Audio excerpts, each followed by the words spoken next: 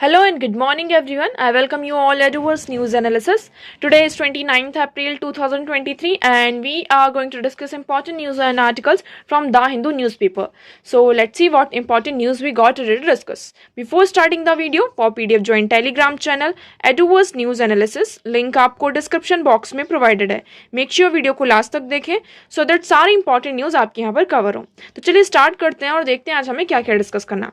Now our first article is Delhi Police registered 2 FIRs in wrestlers case. आप सभी को याद होगा यहाँ पर कुछ रेसलर्स ने यहाँ पे क्या किया था, जो बीजेपी के एमपी हैं और जो WFI है, WFI जो हमारा रेसलर फेडरेशन ऑफ इंडिया है, इनके जो फॉर्मर चीफ थे ब्रिजभूषण शरण सिंह के अगेंस्ट में क्या किया था, कुछ एलिगेशंस लगाए गए थे सेक्सुअल हैरेसमेंट के, कि यहाँ पर जो कुछ आपके जो विमेन रेसलर्स हैं इंक्लूडिंग द माइनर गर्ल, उनके ऊपर क्या है सेक्सुअली उन्हें हैरेस किया जा रहा है. तो उस बेसिस पर यहाँ पे क्या किया था, बहुत ज़्यादा प्रोटेस्ट भी हो रहे थे. जो आप देखेंगे हमारे जो रेसलर्स हैं साक्षी मलिक जी और अदर जो यहाँ पे रेसलर्स हैं वो क्या कर रहे थे, यहाँ पे प्रोटेस्ट कर रहे थे.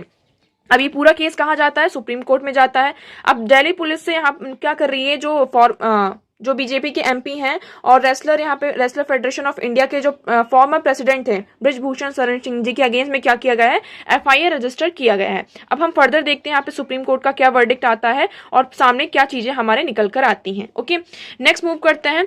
We should fix accountability on supporters of terrorism, Rajnath tell SCO members. आप सभी को पता है इंडिया के पास क्या है, अभी जो SCO समिट यहाँ पे ऑर्गेनाइज होने वाली है, इसको कौन होस्ट करने वाला है, इंडिया होस्ट करने वाला है. तो India is hosting for the first time since it become a full SCO member in 2017 में इंडिया क्या बना था, SCO का फुल मेंबर बना था. उसके बाद से ये पहली बार हो रहा है कि जो इंडिया है SCO की जो समिट है उसको यहाँ पर होस्ट करने जा रहा है. इसी के चलते जब भी यहाँ पे कोई समिट होती है तो इससे पहले वेरियस मिनिस्ट्रियल मीटिंग्स होती हैं. जैसे कि आप सभी को पता है G20 की यहाँ पे जो प्रेसिडेंसी है किसके पास है, इंडिया के पास है. अब इससे पहले जब से ये 2023 स्टार्ट हुआ है, हमने अब तक देख चुका है कि वेरियस यहाँ पे मिनिस्ट्रियल मीटिंग्स हो चुकी हैं G20 के समिट के लिए. इसी तरीके से SCO की यहाँ पे समिट जो ऑर्गेनाइज होने वाली है उससे पहले जो ये मेन समिट होगी उससे पहले यहाँ पे वेरियस जो मिनिस्ट्रियल मीटिंग्स होती हैं वो ऑर्गेनाइज होती हैं. तो इस टाइम पर क्या हो रहा है, जो डिफेंस मिनिस्टर्स हैं उनकी यहाँ पर मीटिंग चल रही है. अब इस मीटिंग में यहाँ पे क्या कहा गया कि जो हमारे डिफेंस मिनिस्टर हैं और यहाँ पे जो रशिया की साइड से काउंटर पार्ट से हम देखेंगे उनके जो डिफेंस कमांडर है उनके बीच में यहाँ पे बातचीत हुई है. और यहाँ पर क्या कहा गया है कि हमें यहाँ पे क्या करना होगा, जो टेररिज्म है इसको यहाँ पे रूट आउट करना होगा, इसको जड़ से खत्म करना होगा. और जो इनके सपोर्टर्स हैं जो टेररिज्म को यहाँ पर सपोर्ट कर रहे हैं उन्हें क्या करना होगा, कलेक्टिवली हमें उन पर अकाउंटेबिलिटी को फिक्स करना होगा. ओके, तो आप यहाँ पर देखेंगे SCO member state to root out terrorism collectively and fix accountability on its supporter. ये किसने कहा, हमारे डिफेंस मिनिस्टर राजनाथ सिंह ने. इससे पहले हम देखेंगे हमारी जो टॉक है, इंडिया की जो टॉक है चाइना के साथ भी चल रही है. ये एक बायलेटरल टॉक है जिसमें सिर्फ अभी इंडिया एंड चाइना साथ में है.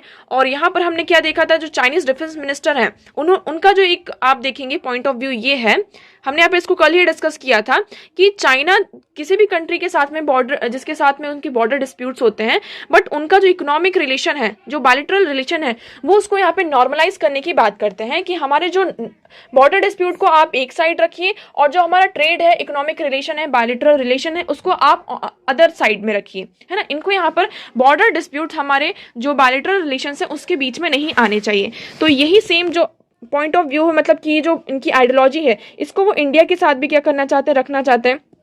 तो यहाँ पे जो चाइना के जो डिफेंस मिनिस्टर थे उन्होंने ये कहा कि 2 countries share far more common interest than differences. ये इंडिया एंड चाइना यहाँ पर बहुत सारे जो हैं इंटरेस्ट एक दूसरे के साथ शेयर करते हैं रेदर देन डिफरेंसेस. इतने हमारे यहाँ पर डिफरेंसेस नहीं है जितने हमारे यहाँ पर कॉमन डिफरेंसेस हैं. इसलिए हमें यहाँ पर क्या करना होगा, एक लॉन्ग टर्म व्यू लेकर चलना होगा. और जो बॉर्डर इशू है इसको यहाँ पर एक अप्रोप्रिएट पोजीशन में, हमारे जो बायलैटरल रिलेशन है चाइना और इंडिया के जो बायलैटरल रिलेशन है उसमें ये बॉर्डर डिस्प्यूट को एक अलग पॉइंट में, मतलब अलग प्लेस में हमको रखना होगा. और जो हमारा जो सिचुएशन है, हमारी जो बायलैटरल रिलेशंस है, उसको यहाँ पे नॉर्मलाइज करना होगा, उसे मैनेज करना होगा। बट इंडिया का यहाँ पे क्या स्टैंड है, इंडिया ने ये कहा कि जब तक हमारे बॉर्डर डिस्प्यूट यहाँ पे सेटल नहीं होते हैं, ये यहाँ पर रिजॉल्व नहीं होते हैं, तब तक हमारे जो रिलेशन है चाइना के साथ यहाँ पे नॉर्मलाइज नहीं हो सकते हैं, क्योंकि जो बॉर्डर डिस्प्यूट है बहुत इंपॉर्टेंट रोल प्ले करता है। अब आप सभी को पता है दोनों कंट्रीज बहुत इंपॉर्टेंट रोल प्ले करती हैं। जो हमारा एशिया है उसमें, है ना, साउथ एशिया की जिसमें हम बात करते हैं, तो दोनों कंट्रीज यहाँ पे बहुत ही इंपॉर्टेंट रोल प्ले करती हैं। अब इसमें यहाँ पर देखिए नेक्स्ट क्या कहा गया है कि हमारे डिफेंस मिनिस्टर ने ये भी कहा कि if nation shelters terrorist it is not only pose a threat to others but for itself too. अब यहाँ पे ये कहा जा रहा है कि जो भी कंट्री यहाँ पे टेररिज्म को क्या करती है, शेल्टर करती है, तो ये सिर्फ अदर्स के लिए यहाँ पे थ्रेट नहीं है कि हाँ आप यहाँ पर आपका जो कंट्री है, आपका जो नेशन है, वहाँ पर टेररिज्म को सपोर्ट कर रहे हैं, उसको शेल्टर कर रहे हैं, आप पूरी फाइनेंशियल एड प्रोवाइड कर रहे हैं, सारी चीजें उनको प्रोवाइड कर रहे हैं। तो यहाँ पर सिर्फ खतरा आप दूसरों के लिए नहीं बना रहे हैं, खतरा सिर्फ दूसरों के लिए पैदा नहीं कर रहे हैं, आप खुद के लिए भी यहाँ पे क्या कर रहे हैं, एक जो खतरा है, थ्रेट है, उसको यहाँ पे पोज कर रहे हैं। ठीक है, अब देखिए टेररिज्म में क्या किया जाता है, मेनली जो यूथ्स होते हैं उनको यहाँ पे इंक्लूड किया जाता है। आप सभी को पता है यूथ को यहाँ पे रेडिकलाइज किया जाता है, उनको ये जो टेररिज्म है उनको बहुत ज़्यादा रेडिकलाइज किया जाता है, उनका जो माइंड है उसको पूरी तरीके से उनका ब्रेन वॉश किया जाता है। तो यहाँ पे पहली बात तो यूथ को रेडिकलाइज किया गया, पहला इशू ये आ जाता है। उसके बाद यहाँ पे सिक्योरिटी पॉइंट ऑफ व्यू से देखें तो ये भी दूसरा कंसर्न हमारा किससे बनता है, सिक्योरिटी का बनता है। और तीसरा ये क्या बनता है, जो हमारी सोशियो इकोनॉमिक प्रोग्रेस है उसमें बहुत बड़ा ऑब्स्टिकल बनकर हमारे सामने आता है। तो इसलिए ये कहा जा रहा है कि एससीओ मेंबर्स को यहाँ पे क्या करना होगा, एक स्ट्रॉन्ग टेक लेना होगा किसमें, टेररिज्म में। तो देखिए, if we want to make the SCO a stronger and more credible international organisation, our top most priority should be effectively deal with the terrorism. तो यहाँ पर हमारी अगर एससीओ ये जो ऑर्गेनाइजेशन है इसे एक क्रेडिबल इंटरनेशनल ऑर्गेनाइजेशन बनकर सामने आना है, तो इसलिए हमारी जो प्रायोरिटी होनी चाहिए, क्या होनी चाहिए, टेररिज्म से हमें कैसे डील करना है, टेररिज्म को हमें रूट आउट करना होगा और इसको जो सपोर्ट करते हैं उस पर अकाउंटेबिलिटी यहाँ पर फिक्स करनी होगी। ओके, तो आई होप आपको ये पूरा आर्टिकल यहाँ पे क्लियर होगा। नेक्स्ट मूव करते हैं। Now next article is last unfinished work of Raja Ravi Varma to be up for public display. अब यहाँ पे राजा रवि वर्मा, इनकी एक अनफिनिश्ड पेंटिंग है, उसको अब क्या किया जा रहा है, यहाँ पर पब्लिक डिस्प्ले किया जाएगा। अब ये राजा रवि वर्मा जी कौन है, इनके बारे में हम यहाँ पर देखते हैं। तो देखिए, Raja Ravi Varma was born in to aristocratic family in Travancore, Kerala में इनका जन्म हुआ था। ये एक बहुत बड़े पेंटर थे, यहाँ पर आप देखेंगे तो ये बहुत बड़े यहाँ पर पेंटर थे। यहाँ पे अराउंड इन्होंने 7000 पेंटिंग्स यहाँ पे इन्होंने बनाई थी। ये जब 14 ईयर की एज में थे तो इन्हें यहाँ पे क्या कर दिया था, पैट्रोनाइज कर दिया गया था। और यहाँ पर जो वेरियस वाटर कलर्स की जो पेंटिंग्स होते हैं, इसकी उनकी जो ट्रेनिंग्स होती है उसके लिए यहाँ पे इनको भेज दिया गया था। और ये एज अ रॉयल पेंटर यहाँ पे सामने निकल कर आते हैं हमारे। अपार्ट फ्रॉम पेंटिंग, ये इनकी पेंटिंग्स में क्या क्या होता था, ये Hindu mythological figures. Varma also made portraits of many Indians as well as Europeans. यहाँ पे जो मेनी इंडियंस और यूरोपियंस थे इनकी पेंटिंग यहाँ पे बनाई जाती थी इनके द्वारा। ठीक है, ये फर्स्ट पर्सन थे जिन्होंने यहाँ पे जो ऑयल पेंट्स होते हैं इनका यहाँ पे क्या किया था, यूज किया था। इसलिए यहाँ पर मतलब कि फर्स्ट इंडियन आर्टिस्ट थे जिन्होंने यहाँ पे जो ऑयल पेंट्स होते हैं इसका यहाँ पे यूज किया था। इसलिए यहाँ पर इनका बहुत बड़ा कॉन्ट्रीब्यूशन यहाँ पर माना जाता है। He continue to be regarded as the most important representative of the Europeanised school of painting in India. यहाँ पे जो पेंटिंग के भी अलग अलग यहाँ पे स्कूल्स होते हैं, तो इंडिया के पर्सपेक्टिव से अगर हम देखें तो यहाँ पर क्या किया है इन्होंने, जो इंडियन पेंटिंग्स है उसको यहाँ पे इन्होंने क्या किया था, यूरोपियनाइज्ड किया था। ओके, यहाँ पे ये इनकी फोटो है और ये एक जो पारसी लेडी है, ये इनका एक अनफिनिश्ड वर्क था। ये जब इस पेंटिंग को यहाँ पे बना रहे थे उसी के बीच में इनकी यहाँ पे डेथ हो जाती है। तो ये एक अनफिनिश्ड वर्क था। अब इसको यहाँ पे क्या किया जाएगा, पब्लिक डिस्प्ले में सामने रखा जाएगा। ओके, तो आप यहाँ पर देखेंगे Now the Palace Trust has decided to unveil the painting along with another painting। यहाँ पे इनकी दो पेंटिंग से उसको यहाँ पे पब्लिक डिस्प्ले में सामने लेकर आया जाएगा। ओके, तो आई होप आपको पूरा ये क्लियर होगा। नेक्स्ट मूव करते हैं। Now next article is the women's reservation bill can not wait any longer. अब यहाँ पे बात किसकी की जा रही है, विमेन रिजर्वेशन बिल के बारे में बात की जा रही है। हम यहाँ पर देख रहे हैं विमेन का रिप्रेजेंटेशन की जो एक पैट्रियार्की की यहाँ पे सीलिंग है, ग्लास सीलिंग है, उसको विमेन अब क्या कर रही हैं, ब्रेक कर रही हैं। हर एक स्फेयर में हम देख रहे हैं विमेन का जो रिप्रेजेंटेशन है वो बहुत अच्छा हमारे सामने निकल कर आ रहा है। बट यहाँ पर पॉलिटिकल स्फेयर में आप देखेंगे जो पॉलिटिकल सेक्टर है वहाँ पर स्टिल अभी विमेन के लिए बहुत सारे जो चैलेंजेस हैं उन्हें यहाँ पर फेस करने पड़ रहे हैं।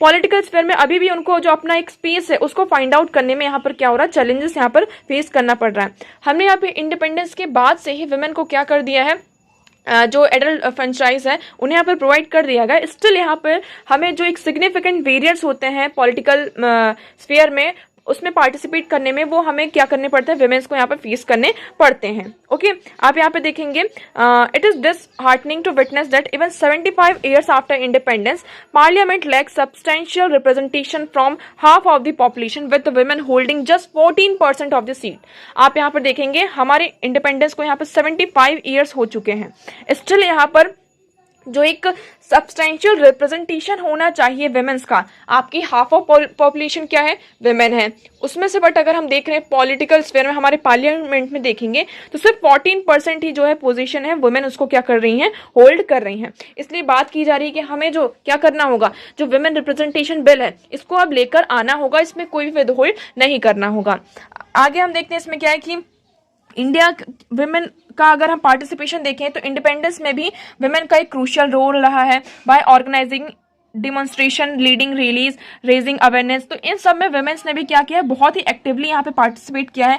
इवन आप देखेंगे हमारी जो कॉन्स्टिट्यूएंट असेंबली थी उसमें भी यहाँ पे न्यूमरस फीमेल्स रिप्रेजेंटेटिव्स थे जिन्होंने यहाँ पर क्या किया है, हमारे कॉन्स्टिट्यूशन को फ्रेम करने में हमारी हेल्प की है। अब नेक्स्ट देखेंगे, आप लास्ट टू लास्ट डिकेड्स देखेंगे तो आपको यहाँ पे क्या देखने को मिलेगा, West Bengal, Tamil Nadu, Uttar Pradesh, where in the spotlight for the being led by the women chief minister. यहाँ पर स्पॉटलाइट में हमें क्या देखने को मिलता था, जो चीफ मिनिस्टर थी वो कौन थी, विमेन थी। इवन द आप देखेंगे अपोजिशन में सुषमा स्वराज जी का नाम आपने सुना ही होगा कि लोकसभा में वो कितनी अच्छे मतलब कि एक लीडर के सामने आती हैं।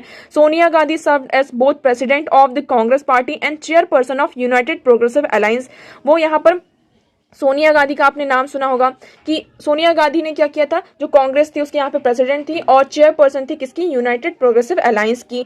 आपको सभी को पता है कि जो first women president Pratibha Patil का भी नाम ऐसे सामने आता है।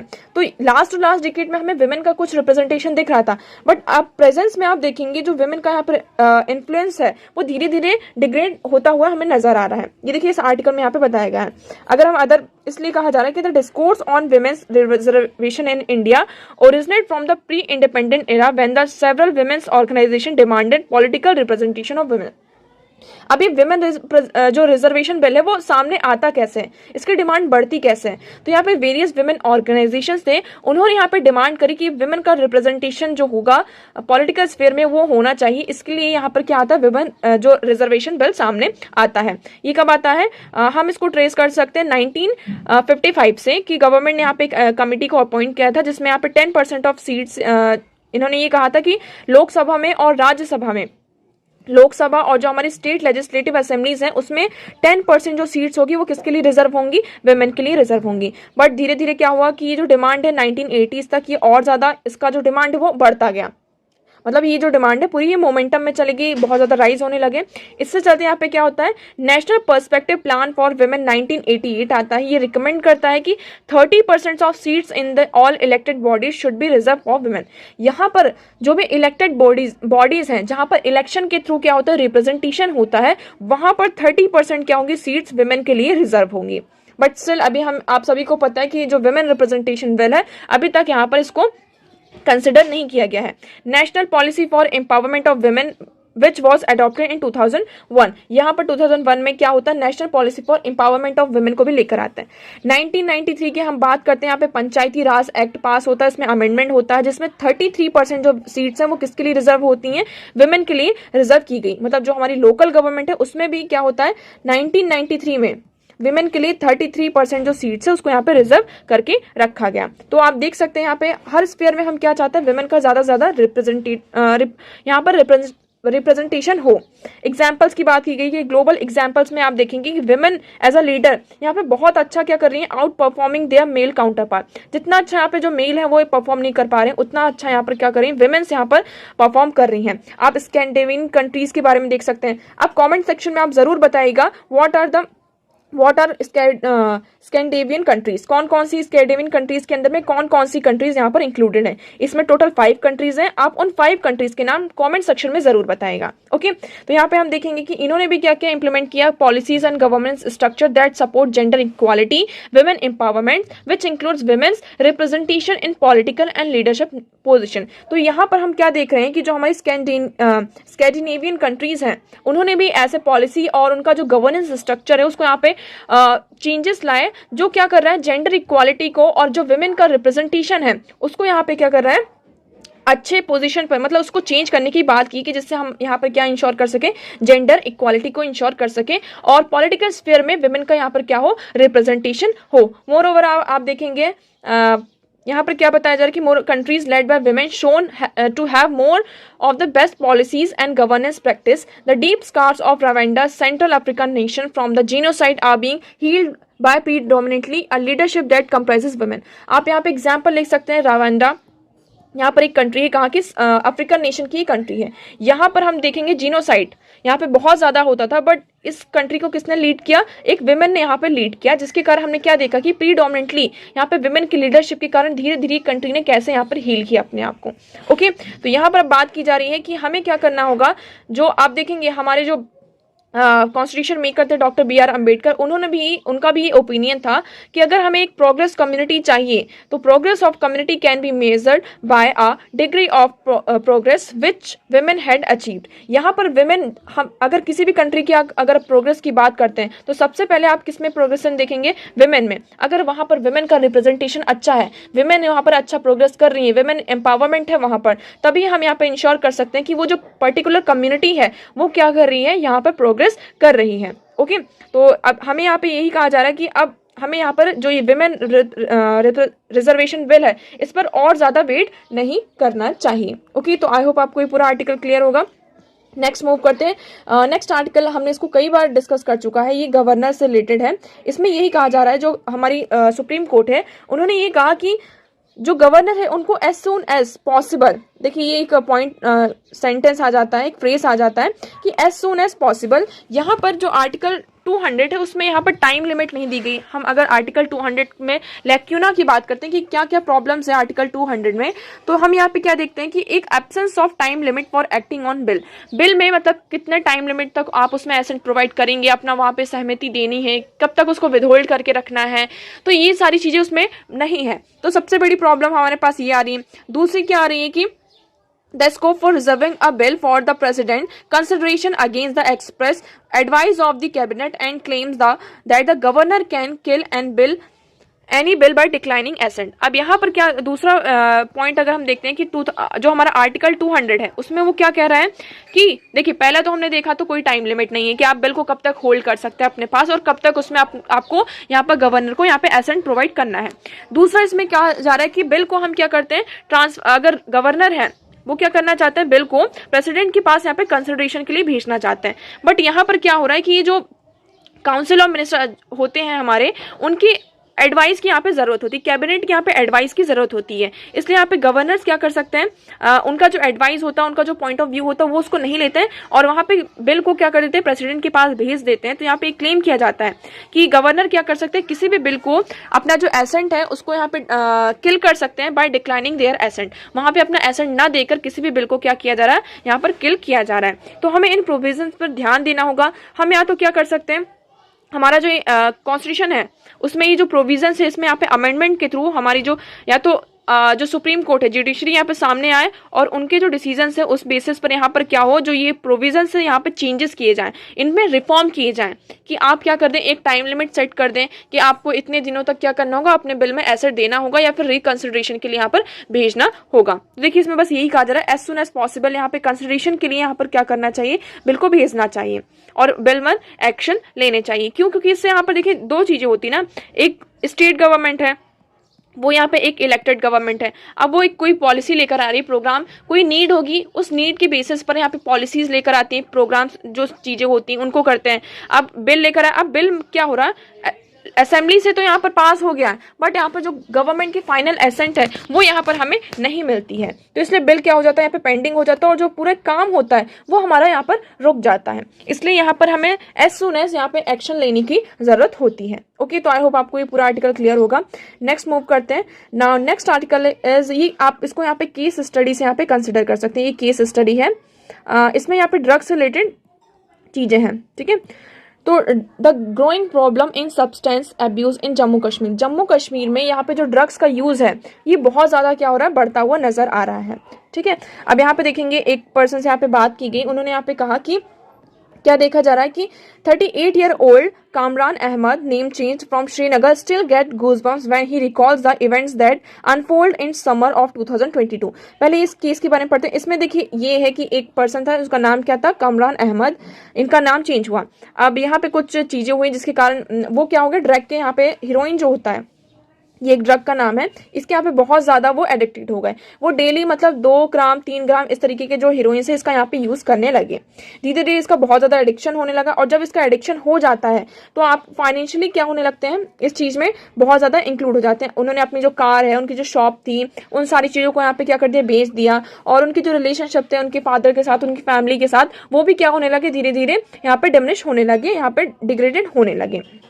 फिर उनको जब ये सारी चीजें पता चलती हैं तो उन्हें कहाँ भेजा जाता है, रिहैबिलिटेशन सेंटर में भेजा जाता है outside the Jammu and Kashmir. But वहां पे क्या होता है, 10,000 रुपए भी लेते हैं उनसे, और उनका जो ट्रीटमेंट है वो कैसे किया जाता है, उनको यहाँ पे बहुत ज्यादा मारा पीटा जाता है। मतलब उन्हें कोई मेडिकेशन प्रोवाइड नहीं किया जाता है रिहैबिलिटेशन सेंटर में, उन्हें कोई मेडिकेशन प्रोवाइड नहीं किया गया। उन्हें सिर्फ एक डर उनके अंदर पैदा कर दिया गया कि अगर आप यहाँ पे शोर करते हैं, आप सभी को पता है कि अगर कोई पर्सन यहाँ पे एडिक्टेड होता है और जब उसको वो चीज़ पर्टिकुलर चीज़ नहीं मिलती है, आप ना तो उन्हें मेडिकेशन प्रोवाइड कर रहे हैं, और फिर जब उस पर्सन को पर्टिकुलर चीज़ नहीं मिलती है जिसका वो एडिक्टेड है, तो यहाँ पे उसकी जो बॉडी है वो काम करना बंद करने लगती है, वो बहुत ही अलग तरीके से यहाँ पे बिहेव करने लगता है, कभी कभी बहुत ज़्यादा चिल्लाने लगता है। तो यहाँ पर उन्होंने कहा कि अगर वो कोई यहाँ पे नॉइस मेक करते हैं और बहुत ज़्यादा चिल्लाते हैं, और अगर रूल्स यहाँ पे ब्रेक किया जाता है तो उन्हें क्या किया जाएगा, बहुत ज़्यादा यहाँ पर मारा पीटा जाएगा। ओके, अब यहाँ पर देखिए एक सर्वे हुआ है यहाँ पे, according to ministry of social justice and empowerment, यहाँ पे कहा गया है कि 10 lakh resident of a population of 1.25 crore of 8% were drug addicted in Jammu and Kashmir. Jammu and Kashmir में यहाँ पे 10 लाख जो पॉपुलेशन है उसमें से हमें क्या देखने को मिल रहा है, जो हमारी 1.25 करोड़ जो पॉपुलेशन है उसमें से जो 8% जो पीपल है वो क्या है, ड्रग के एडिक्टेड है। उसमें से सिर्फ मैन ही नहीं, सिर्फ आदमी ही नहीं, इवन आप देखेंगे जो हमारे चिल्ड्रन है और विमेन्स है वो भी क्या है, इसमें यहाँ पे ड्रग का यहाँ पे एडिक्टेड है। आप देखेंगे 36,000 women were found to be abusing cannabis. यहाँ पे 36,000 विमेन क्या कर रही हैं, कैनबिस का यूज कर रही हैं। 5,34,000 मैन यहाँ and 8,000 women were found to be consuming opiates. यहाँ पे आप देख रहे हैं कि 5 लाख जो आदमी हैं और 8,000 जो यहाँ पे औरतें हैं वो क्या कंज्यूम कर रही हैं, opioid.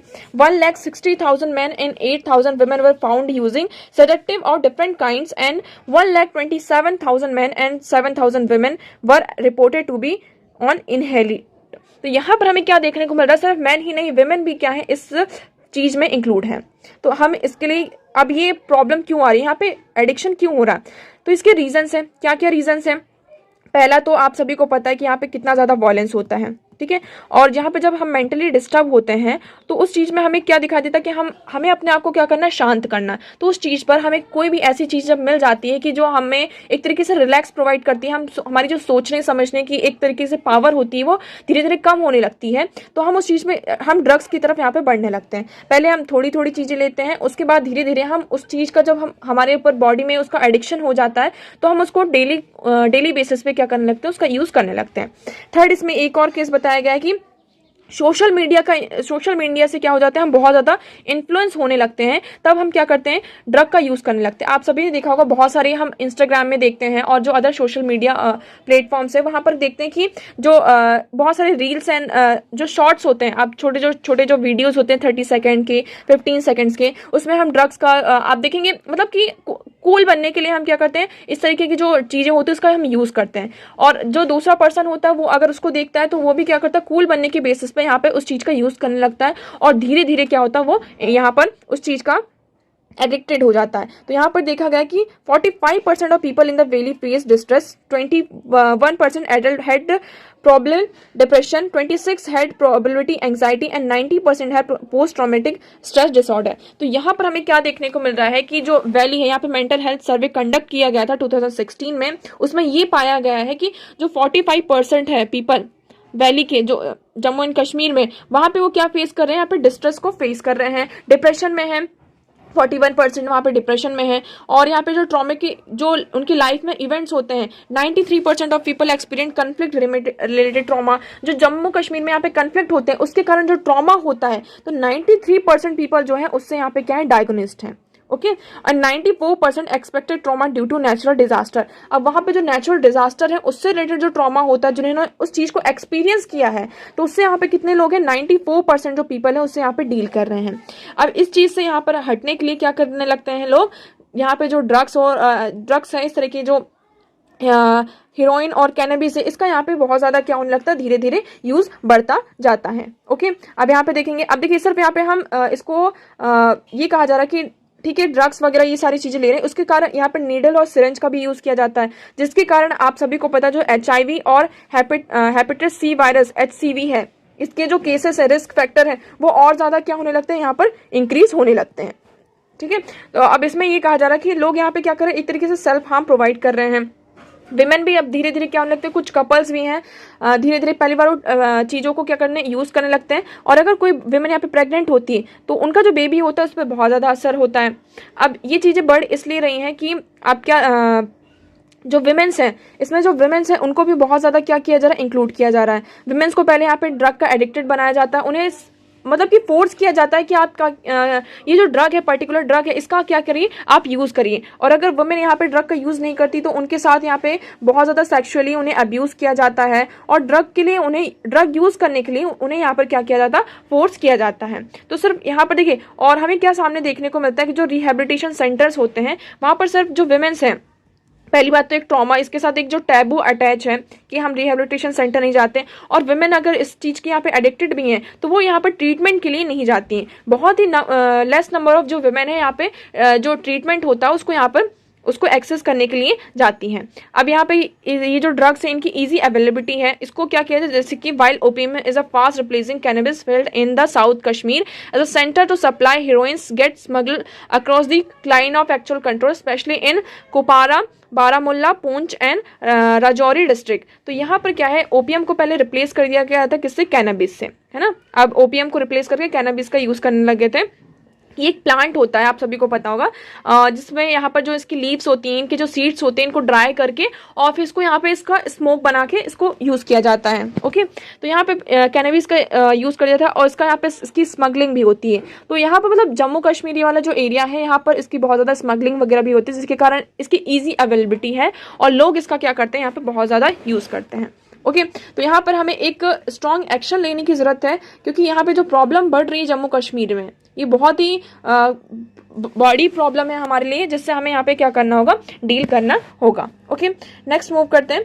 Now next article is West has failed to pressure countries to isolate Russia. अब यहाँ पे वेस्ट ने अपनी तरफ से देखा, पूरा मतलब कि बहुत ही कोशिश कर ली है, बट यहाँ पे रशिया को आइसोलेट नहीं कर पाया। जैसे कि जब से यहाँ पे रशिया और यूक्रेन यहाँ पे कन्फ्लिक्ट में आए हैं, तो हमने यहाँ पे क्या देखा कि रशिया के ऊपर बहुत सारे सैंक्शंस लगाए गए, और नेटो भी यहाँ पे जो वेरियस ऑर्गेनाइजेशंस हैं जैसे कि क्वाड, ऑकस, यहाँ पे अपने आप को क्या किया है, इंटीग्रेट करने की बात की है। और जो इंडो पैसिफिक रीजन है वहाँ भी कहा है कि जो नेटो है वो क्या करता है, जो इंडो पैसिफिक रीजन है इंडिया के लिए हमेशा के लिए क्या है, उनका जो गेट है वो ओपन है, यहाँ पर आकर वो यहाँ पे पार्टिसिपेट कर सकते हैं। बट हमें यहाँ पे क्या देखने को मिल रहा है कि all attempts by the west to pressure friendly countries to isolate Russia have failed, Russian defence minister general said at the SCO defense minister meeting Thursday, expressed gratitude to member state for their principal position and support। तो यहाँ पे उन्होंने अपना gratitude यहाँ पे present किया है, express किया है। उन्होंने कहा कि